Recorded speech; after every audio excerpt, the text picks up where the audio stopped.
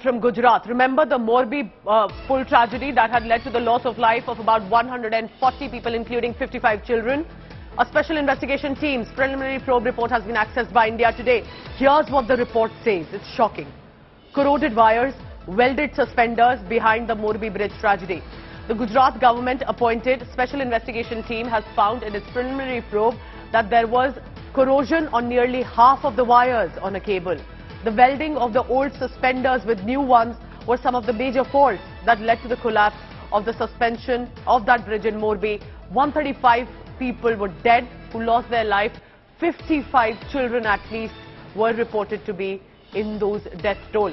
This is a preliminary report on Morbi Bridge incident. It's a 5-member SIT that had been constituted in December 2022. The report recently shared with the Morbi municipality by the State Urban Development Department. This, remember, had become a huge issue because during, and it was considering the festive season as well of December, just heading into the New Year's, the bridge had opened and there was this crowd of people who were seen on the bridge.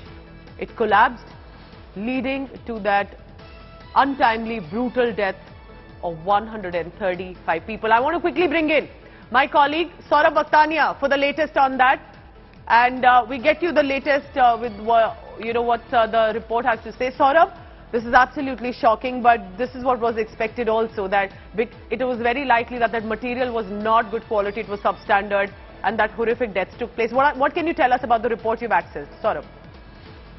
Well, Pooja, this is actually what the India Today has been time and again revealing in this entire incident, that how the material used were not of good quality. The repair work which was done by the Oreva company was not up to the mark. Remember that the Gujarat High Court had formed the SIT to investigate the incident which took place on 30th October last year during the New Year of Gujarati, and let me tell you that 135 people had died. Now, interestingly, the preliminary report which is filed by the SIT in this particular matter clearly stated that this particular bridge, which was built in 1888, was standing on two cables particularly, and this particular two cables, one of which was completely corroded. Let me tell you that it was holding on 7 strands, and one strand had 7 steel rods, and let me tell you, of which over 22 of the strands were completely corroded and no repairing was done.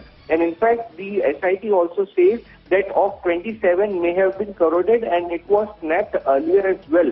So clearly the corrosion on the cable was from way back, and there was no repair work was done on this particular corrosion work.